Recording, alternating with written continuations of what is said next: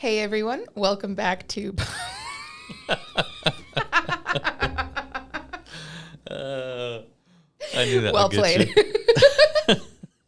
Hi, I'm Lauren, And I'm Matt. and this is Publish and Prosper. Where publishing, e-commerce, and marketing collide.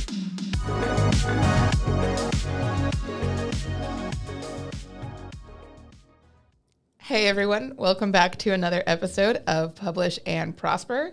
And today we're going to be talking about, oh wow, I just realized actually that I was a little bit prophetic about this when I picked my bracelets this morning, because I was going to say that today we're going to talk about something that is kind of my nightmare fuel. And that's what one of my bracelets says this morning, which is one that I never wear. So great. Good work. And that is public speaking. Well, wait a second. Now, let's, Yep. yes, we're going to be talking about public We're going to speaking. be talking about public and speaking. how important that can be, right? And also how to pitch yourself. More importantly, we're going to be talking about how to pitch yourself to be like accepted as a speaker at an event. But more importantly, you've already gone down the path. What do the rest of your bracelets say? The rest of my bracelets say, Since you jumped the gun. Cry Now. Okay. And it's 8:05, which is a reference to a Taylor Swift song.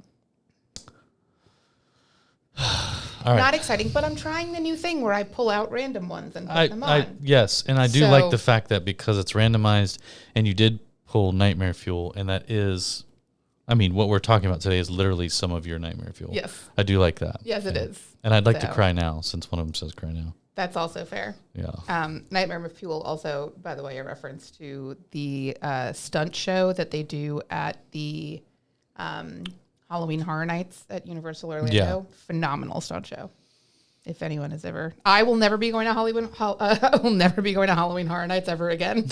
But if anyone is interested so in it that, did its job. It worked. It absolutely horrified me to the point of no return. But highly recommend Nightmare Fuel. Great show. Okay. Yeah. I would also just like to throw in real quick as an aside, given how sensitive our camera is, you might not want to keep moving your laptop around. Oh, I know, you're right. You're right. I honestly shouldn't even be touching the table at this point. I swear the last episode that thing cut out at least 18 times. And I don't know what happened. I'm so sorry to our YouTube listeners that are watchers. Yeah. Well, they were listeners for last week. They were listeners because half the episode didn't make it onto the camera. And I have no idea why we've never had that problem before. It's never been... Like, there was nothing different about what we did last week versus any other week. So I'm sorry, and thank you for your patience to anyone that stuck it out through that whole episode. To be fair to us, we're not AV people, but we've managed somehow to cobble together everything in this studio to make this thing work to a degree. So We're doing our best. Yeah. All right. Let's talk about public speaking and, more importantly, how to pitch yourself as a speaker, even if you've never done it before. Especially if you've never done it before. Oh, especially if you've never done it before. Okay. Yeah. Very good. Okay. Because I think it's important. We've talked so much in so many different episodes about like how valuable speaking opportunities are. Right. To help you as an author. Yes. Or as an entrepreneur and somebody who's trying, and like in both directions. If you're an author who's trying to get your book out there to more people, speaking engagements are an excellent opportunity for you. And if you are an entrepreneur, content creator, small business owner, or whatever, who is looking for opportunities to speak more, a book is a great way to get your foot in the door. So in both directions, this is really a really good opportunity for you. Yeah, and to be clear, we're not always talking about big events or conferences or things like that. And in fact, since COVID has kind of done its thing and post-lockdown, events have started happening a lot more regularly again, in-person events, but even small ones. Like, so if you're an author looking for smaller opportunities locally, whether it's a bookstore, like an indie bookstore or a library or something, we've talked about that before. Or even like an arts and crafts fair or something where they might have an emphasis on books or, a fiction writing thing or something like that. And even local, like community colleges and things like that. Your expertise is often and oftentimes overlooked potentially in some areas, but in other areas, people might recognize that and might want to have you come talk to a course or a class they're doing. But, conversely, there are larger conferences and things where, you should, if this is something that interests you because you want to reap the benefits of it, you should feel comfortable enough to go in and pitch yourself as a speaker in your session and what value you bring. So hopefully we can shed a little light on that and help people like Lauren not feel like public speaking is the thing that fuels nightmares. But we'll see. I will say, as much as I have a deep, deep fear of public speaking, it is one of my 2025 resolutions is to well, I was going to say do more of it, but since I'm starting from a net zero, anything would be considered more of it. But yeah, I would argue you're not starting from net zero per se, because I think that when we started putting this on YouTube, that brought an element of public into this. I don't know if you even thought about that, and I hope I don't throw you off your game by pointing that out. But I would say secondarily, now that it is the 13th of January, you're a little bit late in telling me your 2025 goal. So why? We already have a... Thanks. What do you but mean? if I knew that going a little sooner in, I could have scheduled you to talk at a bunch of sessions this year. Okay. Oh, hold on. hold on. I said like one, maybe two. Yeah. It's okay. Okay. We'll talk about this later. But no, actually, I don't necessarily. I mean, you got to practice what you preach here, right? Absolutely. I agree with that. And it's one of the reasons that I want to try doing more of them. But it's definitely not, I really consider, somehow this doesn't count as public speaking to me, whether it's the camera, the fact that it's recorded, the fact that I can edit it, like the YouTube, the podcast and the like YouTube videos and stuff like that. Webinars drive me crazy. Webinars, like I black out during them. I don't remember what happens during any webinar that I've done. We should start doing this live. Why not? It could be fun. I think live that episode, but in the webinar form. On a fairly regular basis, we should do this podcast live. Okay. Not a webinar. No, but Did you not get the in-out lists for 2025? Webinars yes, are out. I did. But that's not what I mean. I mean like that's okay. O-U-T, out. I don't want to hear the word webinar for the whole year. Wow. Okay. But I do think it could be fun to do this podcast live. All right. Well, if anyone, maybe I won't cut this out and people can weigh in on this. If you think it would be interesting to have us do some live episodes where we have like audience in the chat that can actually ask questions or talk to us or do whatever during it, let us know. Comments or emails. Now, would that qualify as public speaking for you? I don't know. There's only one way to find out. Well, I will tell you, the other day I was on our friend Jeff C's podcast. He does one called, it was called Social Media News Live, and now it's called, I believe, Creator News Live. Oh. Anyways, he also uses Ecamm, like we do. Shout out to Ecamm, Katie Fox. But he does his podcast live. And so at first going into it, I was like, oh, this is a little bit different, but exciting nonetheless. It was actually really cool because in real time he was able to take questions from his watchers and listeners, and so that was actually really cool. I'm used to being interviewed on podcasts where, I get the same standard questions asked for the most part of whoever's interviewing me, or they ask me to talk about the same things. It was actually pretty cool to have a few people submit a question right then and there that we were able to talk about, and thankfully answer all of them. So it could be fun. Could be cool. That is. And I think that would qualify as some of your public speaking experience. Well, maybe it would be a good way to like test the waters on how I'll do at public speaking. Yeah. So I don't know. We'll give it a shot. Okay. But for those of you that are not like me and are enthusiastic about the idea of speaking in public, and or are like me but recognize that it's a really valuable marketing and branding opportunity, yes, this episode is for you. Yes. Well, yeah. And it is to go back to Matt's point about both like, major conferences and events, but also just small local opportunities and stuff like that. Those are a great way for you to test the waters on something, see how you would do with it, see what you're comfortable with, do kind of like a dry run of a particular presentation topic or something like that. If you want to have like, an informal beta test, the audience doesn't know that they're your beta audience, but you're trying it out. And then it'll also hopefully give you some speaking examples that you can provide. For some reason, the way that you phrase that, I just have this image of you walking into like a McDonald's and literally like setting up and just like talking to whoever's in there eating as your quote unquote beta test. Like, I'm not sure how you would beta test an audience, but that's just the image that comes to mind. And please, if you ever do that, please, please, please let me know, because I would absolutely love to be there. Okay, what I meant was like, if you're trying out a new subject or new material, and you're trying it on a smaller audience that you've never, like. I still maintain that I want to cry now. Can we move on? Understandable.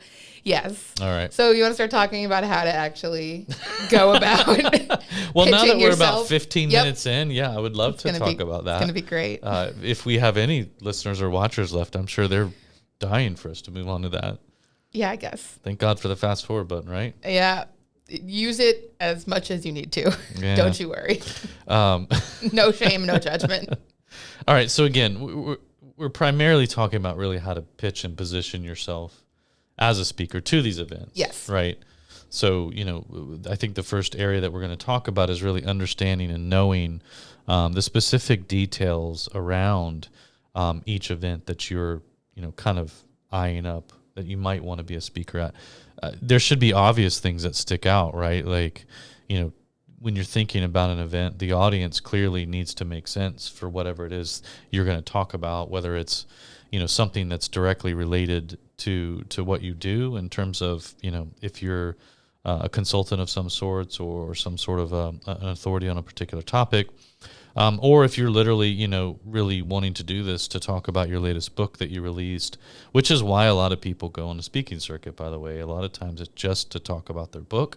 The concepts in the book, that's the value. And then after the fact, it becomes a lead generation source, hopefully, for most people, either for book sales or, again, consultations, business, things like that. So, but when pitching yourself to an event, whether it's a big one or a small one, you got to remember that the point of pitching yourself, or the point is to convince that the event organizers, if you have that information, it's not always readily available. Sometimes you're pitching into a standard email like hello at whatever event. But, again, just imagine that you're pitching to either the speaker organizer of that particular event or the actual event organizer. But it's very important that you make sure it's obvious why you specifically can add value to that event. So if you're pitching to an event that is maybe adjacent or parallel to something that you are an expert in, you need to make a very clear pitch as to why what you do can bring value to that parallel audience. You know what I mean? So making sure that that's really something that you're highlighting. And also, please try to drag it out. Like, be quick, succinct, but brief. If you're used to marketing your book, it's not unlike an elevator pitch. If you think about it that way. Sure. But also, just not to use that as discouragement. If your topic is tangentially related to the event that you are speaking to, but you are confident that it is something that would be a good fit for this event, that you think that you can bring unique value to the audience, to the attendees at this event, like, don't hesitate to shoot your shot. There are plenty of events that we've attended or that we've been exhibitors at that on the surface, it's like, why is a self-publishing print-on-demand company present at this event? And then if you go to Matt's session or Sarah's session or whoever's talking at whatever it is, by the time you leave it, you're like, now I absolutely understand why they were here and they were right to be here. But it's not always super, super obvious. So if you are like thinking outside the box, make sure that you're clear about that. Make sure you're clear about what value you can provide and how your topic is relevant and, in theory, interesting to the audience that is the target audience for this conference or event or whatever it is. Yeah. So again, really focus in on that niche, right? So we've talked in previous episodes about niching down and making sure you're finding your content tilt. Make sure you're focusing in on that niche, because if you're pitching to Michael Stelzner at Social Media Marketing World, that's a big event with a lot of speakers. Again, based on the name of the conference, many of them are wanting to speak on the topic of social media marketing or some facet thereof. You're competing against a lot of speakers potentially and or white noise. So you really do need to focus in on what that niche is and make sure you do a really good job of pitching that to the organizers. One thing to point out that you have here in the outline that I think is a really good point is, obviously aligning what you have to say to the audience and making sure you're relevant and niching down as best as you can to show, true differentiating value. But also, I would talk about your ability to potentially bring attendees to the event itself. So if you've got yourself a little following, no matter what size, but maybe you've got a few super fans or people in there that would come support you either way, even if it's friends and family, event organizers, in many cases, they're looking for ticket sales. Like, that's how events make their money, is ticket sales and sponsor money. And for those that are light in sponsor, they need to make that up in ticket sales. So if you're able to bring in, some attendees, some revenue, it might be a little nod in your direction to potentially push you a little higher up on that priority scale. Yeah, and make sure you're clear about that in your pitch. Yeah. So another thing that you're going to want to consider is the actual audience for the conference itself. I guess that's probably the primary thing. I glossed over that. I just said no, but there's actually more that goes into that. Yeah. You're right. I'm not even another thing. The primary thing that you're going to want to consider is the actual audience for the event itself. Like, don't just, find any event that you can think of in your immediate area because you don't want to travel or something like that and just apply to all of them. You need to have an understanding of like who the target audience for this event is, what kind of people have attended in the past, what kind of speakers have they had in the past, what topics have those speakers covered, what's been interesting, like what, we've talked in other episodes, we've done other episodes that are recaps, that are post-event recaps, where we've talked about like what's happened at different events that we've gone to. I've written blog posts, you'll see LinkedIn posts, Instagram, newsletters, all kinds of things. Look up some of those. If there's an event that you're interested in, go look at what the attendees were saying about past events. Yeah, reach out to your network and see if anybody has actually attended one of the events and you can get some firsthand feedback about it. I mean, you never know, some of your acquaintances on LinkedIn, Facebook, Instagram, wherever, may have attended one of these events and you just didn't realize it, or you missed the post about it, or they didn't talk about it, or whatever, which could be some good information, as well. Yeah. If they went to an event and didn't talk about it, chances are maybe it wasn't so great, and you might want to know that. But yeah, understanding who the audience is, that's really for your benefit. It's not that we don't say that because there's the opportunity that you get chosen to speak and then you get there and your topic's not relevant for the audience. The organizers are never going to let it get that far. But what it does is, by aligning yourself with the audiences on a deeply relevant level and understanding that audience, not only are you able to tie back the value that you would bring, but again, you're not going to waste your time crafting a bunch of pitches for events that are just going to see it and go, this has nothing to do with us and our audience. They clearly didn't do the research. Out the door. And so you wasted that time crafting that pitch. So this is, if anything, it's a time saver for you, and it doesn't make you look silly by submitting a pitch to an organization or, an event that's just going to be like, wow, they didn't even bother to look up who we are, what we do, who our audience is. So yeah, I mean, even something as simple as like, if I'm looking at a conference that I'm looking at the demographic of attendees from the past, and it's like, oh, it looks like, there's a wide range here, but it looks like it's predominantly millennials. Like in the marketing, like at a certain, like they're all probably like the same amount of experience working in marketing, around the same age demographic of people.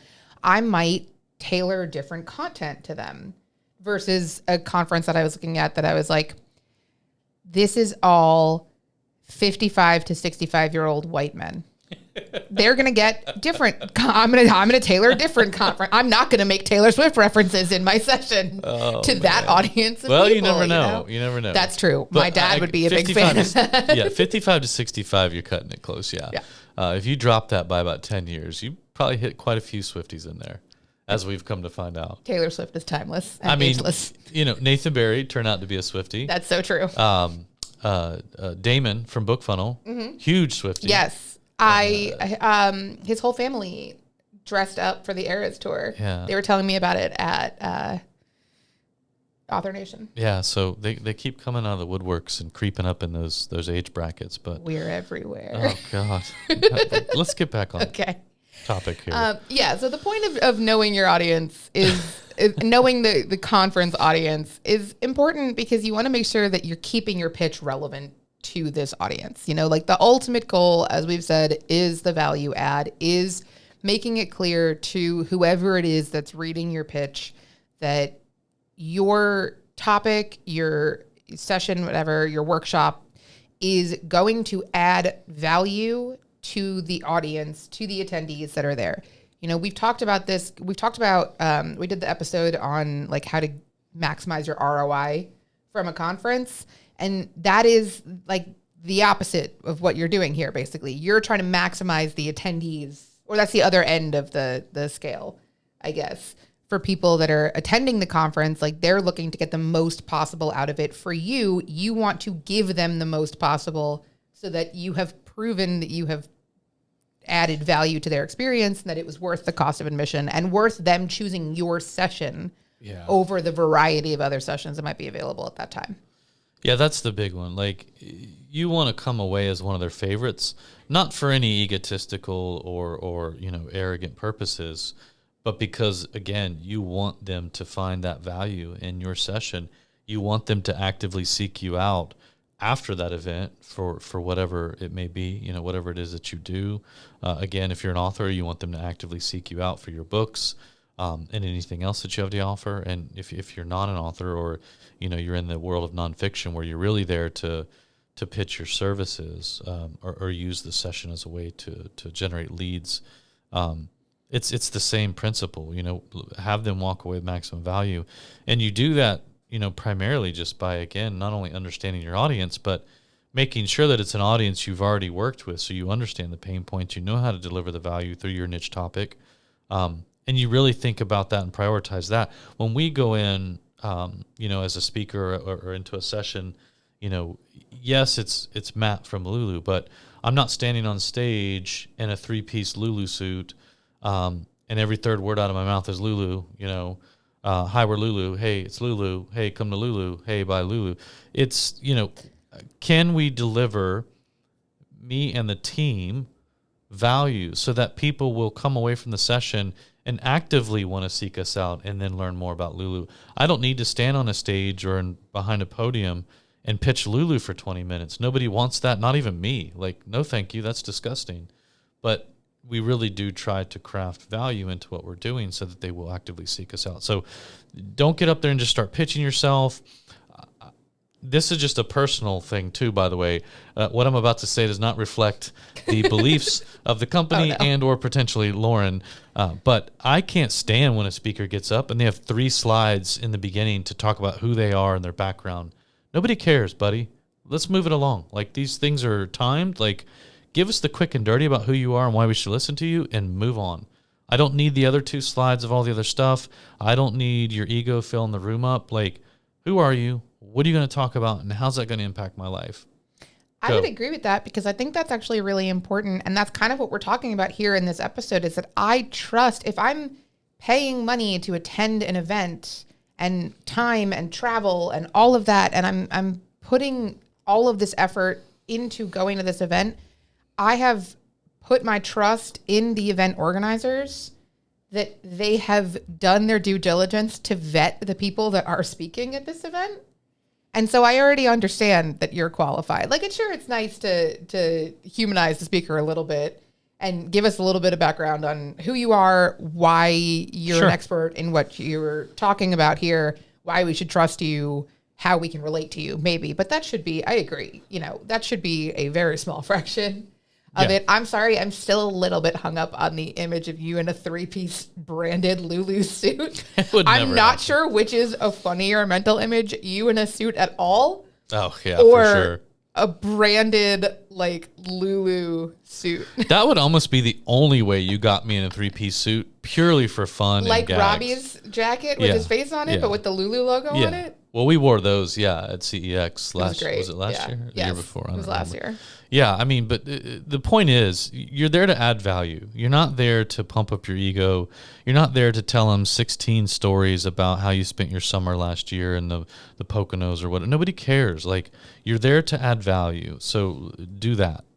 Because they go hand in hand. Then, like, if you've proven that you're able to provide value for the audience that's there, they will continue to, I guess, engage with you, and they'll learn those things about you. So like, you'll build that relationship with them. You'll build that, like, they'll start to get to know who you are. All right. So, that's kind of the basics. Like, pick some events that should be relevant and parallel, if not directly related to what you do. Understand the audiences, please, first and foremost. As people who own an event, we put on an event, but also people who attend events and speak at events and sponsor events. I can tell you it is frustrating sometimes to receive submissions where people, again, clearly didn't do their homework on who the audience is for our event, which is CEX, by the way, August 24th through the 26th, 2025. Tickets are on sale right now. See you in Cleveland. It's going to be great. But, do your research. Like, make sure you understand all that. So, so we got the basics, right? You're going to choose some events that you want to try and pitch because you want to speak there. You're going to understand their audience and do your homework, and you're going to craft a pitch that hopefully will land you, a couple. So how do you do that? Well, that's a great question. Have you not figured out yet by now when I want you to jump in? No, I have, but I'm just never prepared for it when you All right, do. No.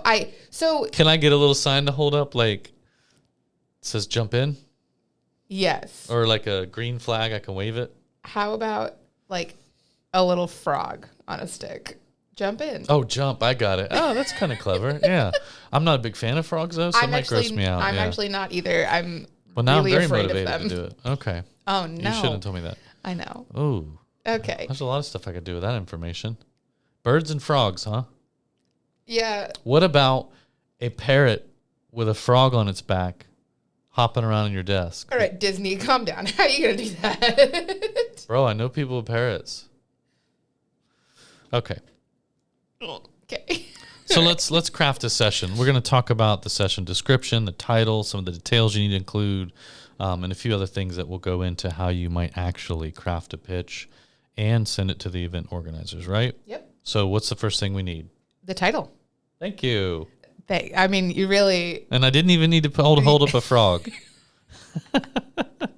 Now, technically, the title doesn't have to come first, right? Like, you can do these in whatever order you want, but we're just going to kind of talk about the elements of a pitch, what you need, and kind of how those might actually appear on the conference agenda or, the event agenda or things like that. But title is important, right? Absolutely. It's a first impression. It is something that Matt and I disagree about all the time. All the time, yeah. All the time. The title is always the last thing I do when I'm creating content. And Matt doesn't want to hear anything about the content until I have the title already established. In many cases, yes. But let's talk about why Matt's so ridiculous about titles.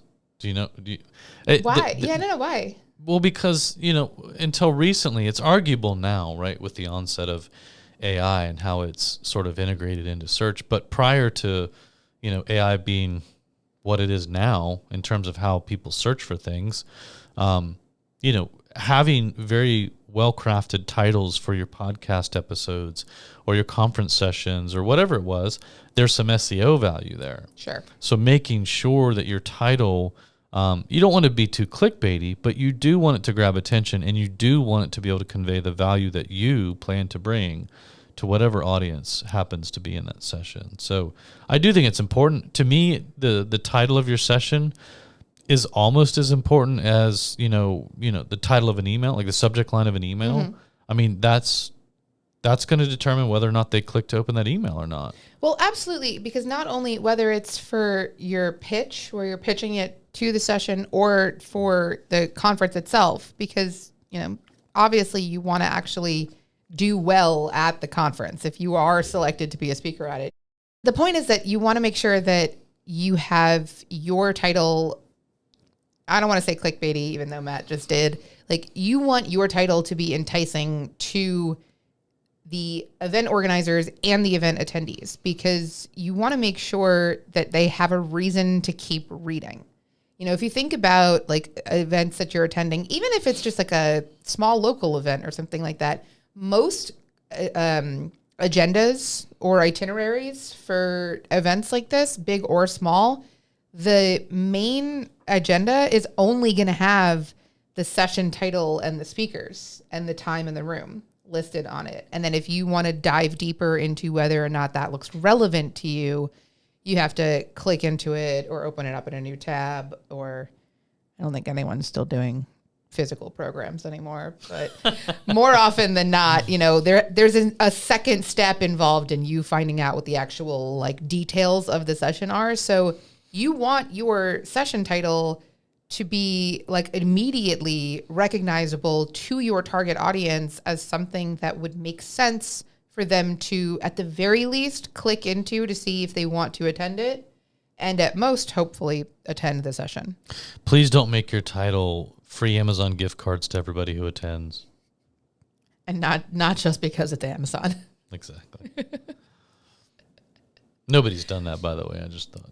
No, that's fair. It's an example of absolutely, clickbait. That is an example of clickbait, and that's fair. But I think that is really important to think about, you know, how you would go about choosing sessions that you were going to go to for an event that you're attending, and keep that in mind when you're going through. You know, do you want to make promises? Do you want to use actionable language like master the art of, or learn how to, or you know, the top 5 best ways to do whatever? Or do you want to do something that's more like, you know, tongue-in-cheek and culturally relevant? Have I attended a session before exclusively because they referenced Taylor Swift in the title? Yes. Did it actually wind up being a really good session that was super relevant? Yes. But is that what got me in the door? Absolutely.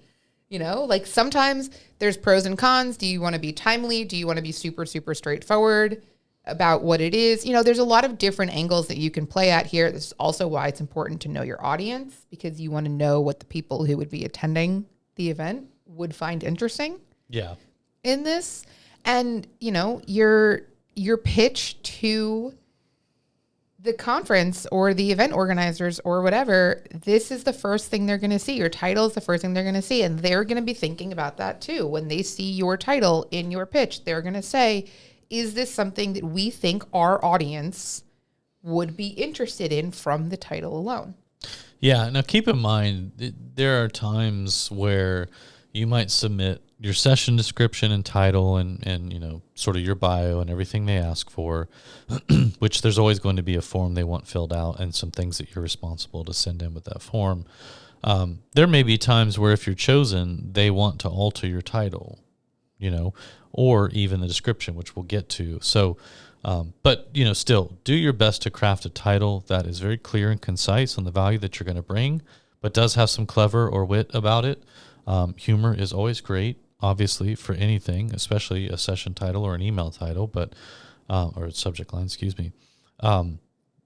Avoid from making it dry as the desert, though. Mm-hmm. You know, sometimes in an effort to convey value, people strip out all the human elements, the humor, and some of the other things, and I think that's just as bad as going too far in the direction of clickbait. So it is tough sometimes to find that delicate balance. Maybe test out a couple different title choices with friends, family, colleagues. If you have an online audience that you trust, maybe throw a few out there. And then, you know, if you're struggling, throw your session description into ChatGPT and ask it for 10 potential titles for this session and see if you have any you like. Sometimes for email subject lines or session titles, we kind of get stumped. We'll have the description because we know what we're going to talk about, but condensing that into a title, you know, as one sentence, is often really complicated. One thing that I do want to add to Matt's point about the title before we start talking about the description, because we started talking about the title with the idea of SEO and keywords and all kinds of things like that. But when Matt said, be careful that you're not so busy trying to put all these buzzwords, like cram all these buzzwords into your title that you're stripping the humanity out of it. Yeah, that's fair. Remember that for an in-person event, like something like this, like SEO is not relevant. Well, it is and it isn't. So actually, I'm going to push back on that. Okay. And here's why. SEO is always relevant, first of all, always. Now, we're in an environment right now with AI and the way people search for things where SEO is, struggling a little bit, right? And so people are trying to figure out, what does SEO look like for the future? So in that instance, yes, there's some uncertainty. And so crafting something to bring search value is a little complicated right now, way more than it used to be. But SEO is always relevant in the sense that, again, let's say you crafted a really good title that had some SEO value, and somebody is actively searching for whatever topic it is that you're going to be speaking about in 4 months at, CEX, right? Well, if that shows up in Google search, great. Why wouldn't you want that? And if that draws one more person to the event, or at the very least to reach out to you and say, hey, I saw you're going to be speaking at CEX on this topic. Do you have any other resources on this topic? I don't think I can make it, but I'd love to. You know what I mean? So I would argue that SEO value is always a thing and always good. What I will say I agree on is, don't craft everything to cater just to SEO or, essentially Google. And these days, not even Google, it's ChatGPT and TikTok and all the other sources that people use for search, which is sad. But SEO value is important. But yeah, don't overdo it. Yeah. Yeah. Okay. Fair point. Yeah. Anyway, moving on to your description. Yeah, God, you're carrying this out so long. Let's move on. Oh my goodness. I know. We remember when we said we were supposed to be concise and to the point with your description way back 40 minutes ago at the beginning of this episode? Whatever. Yeah, we're doing great. But also, like we already said kind of at the beginning, your description is your elevator pitch. And you should strongly consider it that way. We've done whole episodes talking about elevator pitches. So if you need a refresher on that, go listen to those. But you want to try to like find that balance with your description between like transparency and intrigue. You obviously like don't want to give the whole game away, especially if you have not yet finished finalizing the details of your presentation, because you don't want to like promise that you're going to talk about something and then that doesn't make its way into the final presentation and you've already like backed yourself into a corner by saying you were going to do it. So you don't want to give the whole thing away, but you do definitely want to, kind of set expectations for, this is what I'm going to talk about. Maybe add in by the end of the session, you'll be able to do this, or you'll know how to do this, or you'll know more about this, or whatever. Kind of make some promises. Don't overpromise, but make some promises. And try to just, finish what the title started in trying to lure people to come to your event. There you go. That's the key. So the title is the front door, right, to the entry room of your house, right? So you want them to come through the front door into the entry room. The description is the entry room. This is where they're going to make the decision as to whether or not to come fully inside your house and relax for a little while, right? Yeah. Weird metaphor. I know, I like it, actually. But yes, title is front door. Get them to come through the front door. Then you're going to expand on that. So you're right about that. But what I will say in addition to what you just said is sometimes it can be a little bit tricky trying to convey the full value you're going to bring through your session without potentially giving away like whatever that secret sauce might be that you're going to have in there, or things like that. So the best thing to do is focus on deliverables or takeaways. People love to know, what am I actually going to get? Like, what are 3 takeaways that when I leave this session, when I leave this house, after sitting on the couch for the next 30 minutes learning about this topic, what are the things I'm taking away with me? What's the goodie bag I'm walking away with, right? Yeah. And so it really helps if you can ahead of time identify what are 3 things people might walk away from my session with, or 5 things, or 2 things, whatever. Whatever you need to put in there. Again, remembering we're trying to keep the description kind of short, because some events might actually limit the amount of words you can use in your description and others won't. But nonetheless, if you can convey the value in a couple sentences with, a quick numbered list of 3 things that they're going to walk away with, boom, that's a great description. Yeah, absolutely. And, to the point of not overpromising or not overcommitting, if you have 3 really solid takeaways that like your whole presentation is based around these 3 takeaways, and like, of course you're going to talk about those 3. There's no chance they're not going to make it into the final presentation. And then you happen to have 2 more in there by the time the presentation comes around. No one's going to be like, oh no, you said 3 takeaways and you gave me 5 instead. Yeah. And again, I wasn't saying that to necessarily limit how many takeaways. Oh yeah. It's just, even if you had 8 takeaways in your slide deck, 8 things that you were going to focus on, drop 3 of them in your description. Here's 3 of the things you can expect to walk away with. But exactly. There's much more, right? Or something like that. So the name of the game is, again, attracting attendees to your session without giving away too much in the description.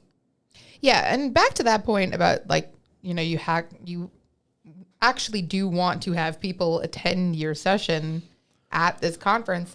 In theory, you are trying to build a long-term reputation as, whether it's a brand, an individual, as somebody, if you're trying to make a career out of public speaking, if you're trying to make, you want this to be a regular side hustle for you in addition to your book and your brand and whatever else you got going on, is that you want to try to commit to doing a certain number of public speaking engagements every few years or every few months, whatever, then you want to make sure that you have success as a speaker, because you aren't going to get invited back to conferences if you don't have a successful turnout, or if you pack a room full of people because you wrote a really good pitch and title and description, and then you delivered an absolutely terrible presentation and all of the attendees gave you like a 2-star rating. So, that is definitely something that you want to keep in mind throughout all of this, is like understanding that for the most part, if you're trying to get into like public speaking and events like this, you're probably not doing it as a one-off. So you want to kind of build your reputation on the understanding that, you deliver what you promise that you're going to deliver. The audience had a good time. One final thing with the description, kind of the same as the title, it's just don't fill your description with a bunch of industry-specific jargon that doesn't actually mean anything. It drives me crazy. You'd think that would be a given, but I see it all the time when I'm looking at agendas for conferences, and I read session descriptions, and I'm like, I did I just have a stroke while I was reading this? Because all of these words are words, but they don't make sense in the sentence that they're put in together. Like, this is just like marketing phrase soup right now. Yeah. So, hopefully that doesn't make it past the pitch stage already at that point anyway, but just keep that in mind for sure. You want people to attend your session. For sure. Yeah. Actually, also one more thing. My bad. I should have kept scrolling down in my own outline. Be clear about what kind of session you're putting on. If it's depending on how the event is structured, the event attendees or the event organizers might be asking you this in your submission form. But even if it's not, even if you just want if there's something that you're going to be doing, if it's going to be an interactive kind of workshop, or is it more lecture style? Do you have something where you're going to ask one person in the audience to come up and give like a description of what they're in there learning, and then we're going to do like a live on the spot mini workshop with that one person? Or does everyone have to come with a like pitch already designed for whatever it is? Like, if there's something that makes your session not just I am going to speak at you for 40 minutes and you're going to take notes. If you have any kind of interactive element to it or workshop element to it or something like that, make sure you include that in the description so that the organizers and attendees know that. Yeah, I like that. Yeah. Do you want to talk about speaker details specifically? Yeah, I guess you should tell them a little bit about you, huh? I guess so. Yeah. So every organized event, I use the word organized a little bit loosely, but every event or conference or whatever you want to call it, gathering that you're going to want to speak at, they typically have a process, and they usually announce it at some point in the year, like, hey, speaker submissions are open. It's usually open for a certain window of time, and you're going to need to get in there during that window of time. Oftentimes there's a form you'll fill out with some things you'll need to send back. It's typically they want a headshot, they want a bio about you, and then they want your session description and title. And, there'll be some other questions that are asked, and we'll talk about those. But the details that are specific to you as the speaker, we're going to talk about that for a few minutes. So again, they're going to ask for a bio and a headshot and some things.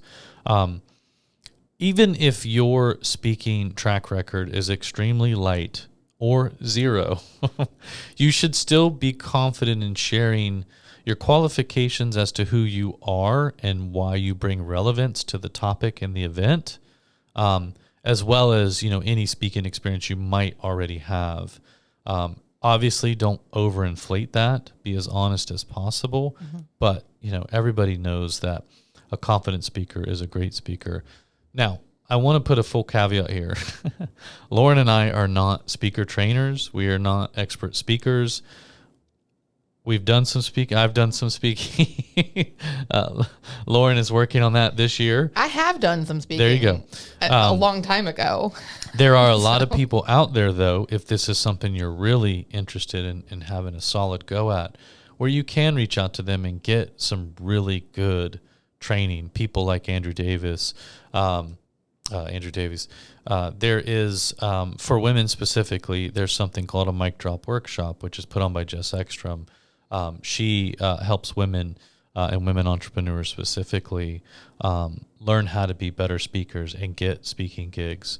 And there's many more out there, by the way, right? There's quite a handful of really good ones out there, and we'll link to some of those in the show notes. But I just wanted to throw that out there before we get any further.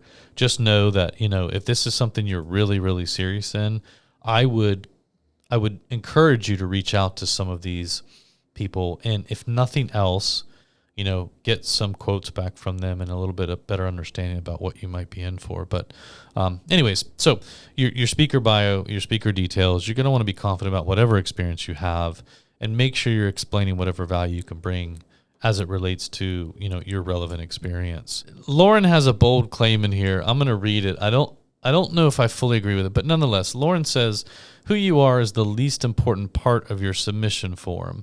However, whether or not you are qualified to speak on the topic you're presenting is extremely important. I think I agree for the most part. Who you are, I wouldn't say is the least important part of your submission form. I do think most parts of that form are weighted fairly equally for the most part. But I do agree that whether or not you're qualified to speak on that topic is extremely important. Again, you're pitching yourself and your expertise on the topic. So I do think they're weighted almost equally, but I get what you're trying to say. And I think what you're trying to say, and correct me if I'm wrong, is that the emphasis really should be on your experience with that topic and why you're qualified to lend value. Is that correct? Yes. Yeah. Yeah. It's the point is, if I was writing a submission form right now to get a speaking session at a conference, and the event organizers had never heard of Lauren Vassallo before, that shouldn't matter if I can then turn around and say, I'm somebody that has a decade of experience working in the publishing industry. I've worked in these different areas of the publishing industry. I've worked at Lulu.com for the last 6 years. I host a podcast with my boss, which we've done for the last year. I have all of these qualifications that make me specifically relevant to this event. If that's the case, if those things are accurate and qualifying in making me a qualified candidate for the event, then it shouldn't matter that they have no idea who Lauren Vassallo is. Yeah. I still think there's a little bit there, but nonetheless, shoot your shot. I think there are instances, and again, I can speak for us with CEX.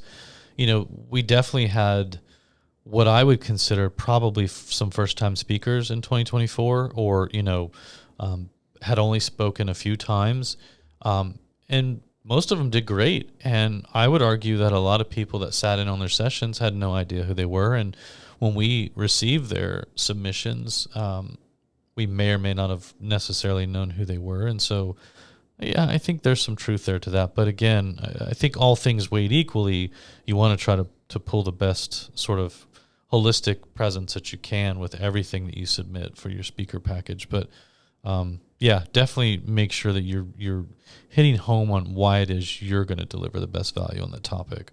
Yeah. So whether that's, for reasons like why you're an expert in your niche, if that's something that you have tangible proof to back up your claim that you are an expert in the subject matter that you want to present on, great, good, share that. If you have social proof, if you have an opportunity to share that, even better, great, good, share that. If you wrote a book on the subject. Imagine that. What an idea. Could be a great way to prove that you are relevant and qualified for the topic. Also, if you are in any way like personally connected to the content or to the event, if there's some kind of unique angle that you have, or there's a specific reason that's like personal to you, that you're passionate about this topic, even if it's something like I've attended CEX every year, and this year is, from the first year I was just getting started and I really didn't know what I was doing. And I went to this conference because I wanted help getting started with my content entrepreneurial efforts. And now here I am finally at a point in my career where I've taken all that advice that I've learned from every year of going to this conference. And now I'm applying to be a speaker here. That's kind of a great growth arc. If that's a story that you have that is relevant to you and to the conference that you're pitching yourself to, highlight that if you have that to share. But shorten it down from Lauren's version. Oh yeah, I mean, that should be the disclaimer on this entire podcast, because my motto is, why say something in 5 words if you could say it in 15? So it's fine. But also another thing that you're really going to want to keep in mind as you're doing this is past speaking events. And I know that Matt already mentioned that it is absolutely possible. It has to be possible to get a speaking event with no prior experience, because how else would anyone get any experience if they never had anybody that was a first-time speaker at an event like this? But if you have any past speaking experience, be sure to highlight that and provide speaking examples.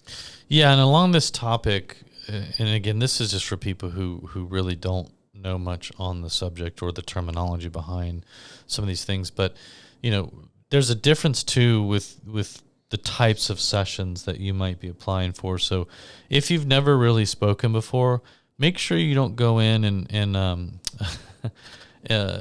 apply for a keynote, not understanding what you're doing. Keynote sessions and keynote speakers, they're the big ones that you see that typically open conferences and close them. It'll be the, celebrity speakers or the business speaker that everybody's heard of, or you're not going to do a keynote on your first 10, 20, 30 probably speaking gigs for sure, especially if you're not getting coached by one of the great speaker coaches. So understanding that what you're probably applying for is what's called a breakout session or a workshop or an educational session or something like that, and make sure you're making that clear. But like Lauren says, you really need to highlight any past speaking experiences you have.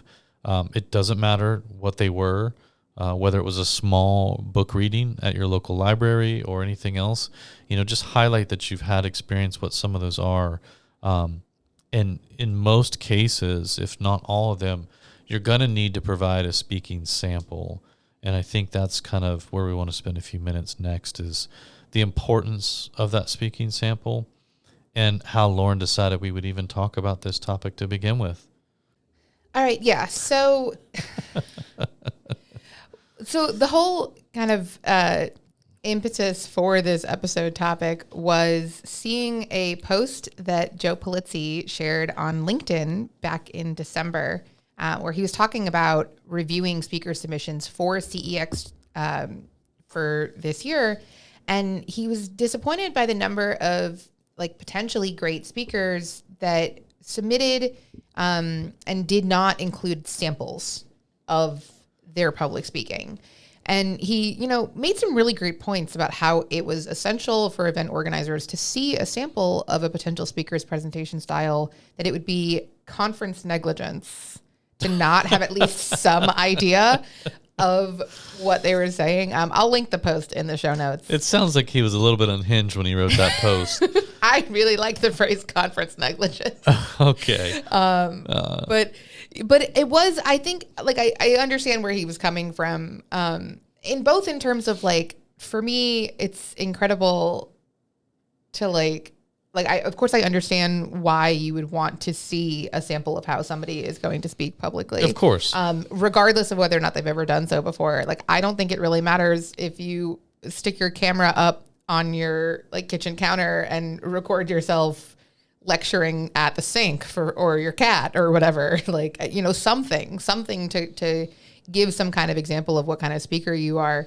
That sounded eerily personal where you just said to your cat. So it sounds like maybe you've practiced this with Rose before. Certainly have never monologued at my cat. By the way, did you name your cat based off of the main character in the movie Titanic? Yes, I did. Thanks for asking. Yikes.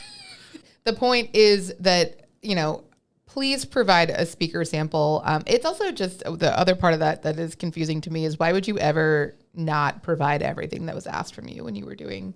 Well, I think, kind of. To be fair, I'm also in that same spreadsheet and I see what people submit for CEX. Okay. To be fair, I think some people, don't know this information. If you are a first-time speaker, or maybe you've only spoken one or two other times and it was a situation where, maybe the guidelines weren't the normal submission guidelines. But in general, yes, everybody wants a sample. And so I think for some people not having it, I think they just assume if they don't have it, they can't send it. And so they might as well take their chances without it, versus what you're about to say, which is, even if you don't have any speaking samples, again, set your cat, Rose, on the counter and go through a part of your presentation and record it so they can at least get an idea of how you speak, your style, the way that you walk, move, talk, if you have any particular slides that you might be using, anything to help them gauge whether or not they should take a chance on somebody who has not gotten in front of a crowd before. So, if you don't have anything, make something. If you've spoken a few times, but you don't technically have, the sessions on hand, go find them. They're somewhere online, or reach out to the organizer, even if you can just get a small clip of yourself. That being said, for those of you that do get the opportunity to speak sometimes and they're not always recorded, which is, common, then just, find out if you can set a tripod up in your session with your iPhone on it and record some of it, if not all of it, or have somebody in there to record a few clips for you.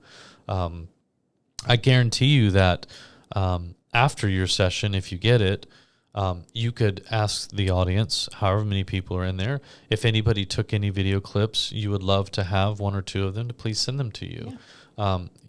The point is, you can get your hands on this, or you can make it, and you absolutely need to send it through with your submission, because the last thing you want to do is commit conference negligence and not give us the sample that we need in order to be able to gauge whether or not you're gonna be a good speaker. Yeah, I think there's that, absolutely, but also just as a high level tip, like, please don't get disqualified on a stupid technicality, like you forgot to submit or you forgot to include a major detail in your submission or something like that. That's such a bummer.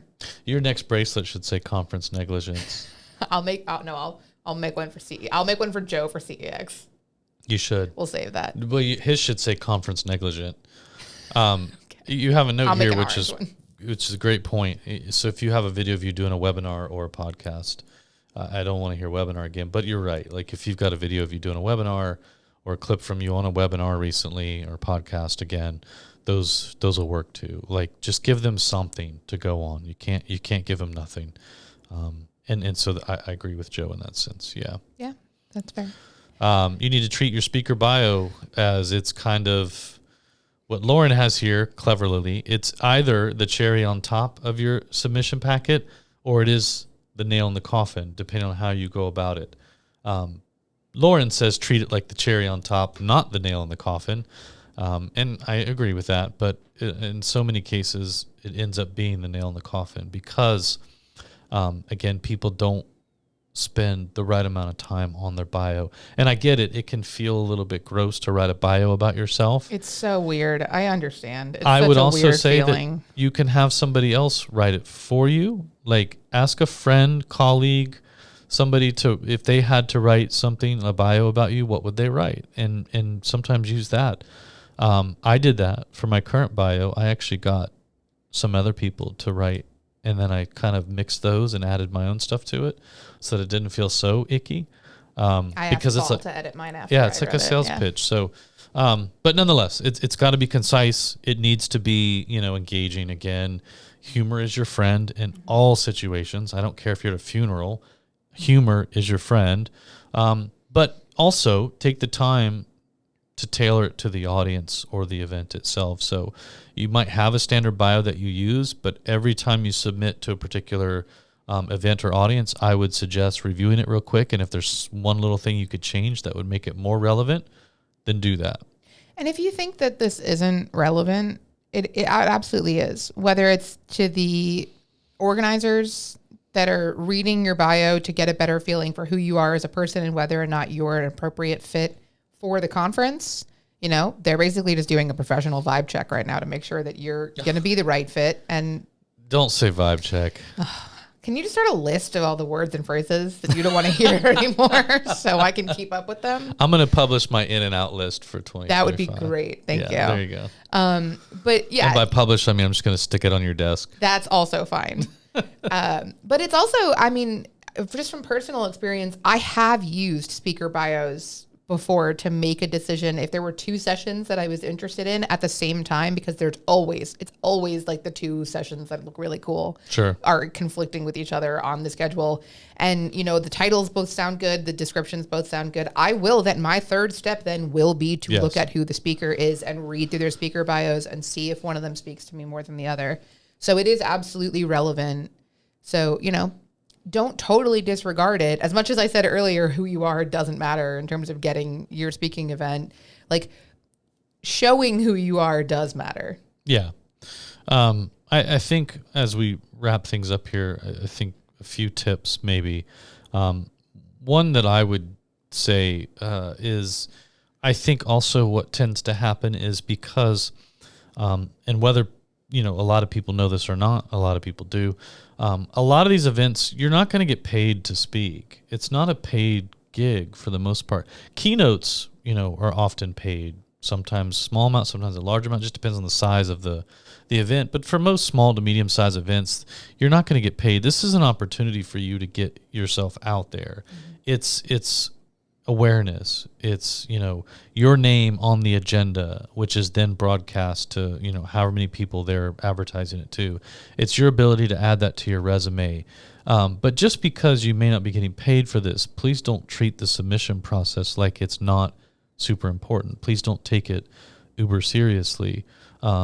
Again, any opportunity you can get like this to get in front of people who are hyper relevant potentially to what you do, your message, or even if you're, an author that's really just looking for more readers, regardless of whether this is a paid speaking gig or not, submit and treat it as if it is. Take it seriously.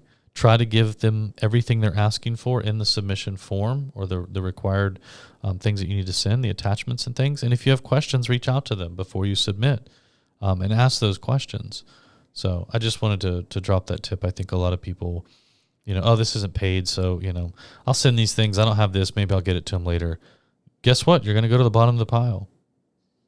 Yeah, I think that's, I really, really don't think we can overemphasize that enough, is the idea of making sure that you're providing everything that is asked for, at the bare minimum. I mean, this is, if you think about this, if you're pitching yourself to the correct events, this is the most qualified audience that you are ever going to get yourself in front of. This is a tailored to you audience. If you really are as relevant and qualified as you think you are for this audience, this is your ideal target audience for you to get your brand, your book, your business, whatever in front of. Yeah.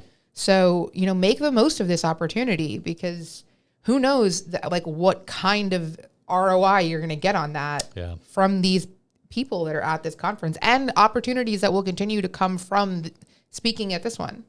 Yeah. And again, since we brought it up, I'll just say one last thing on that and then we got to wrap it up. But that is not in any way a reflection or to say if your goal is to be a keynote speaker.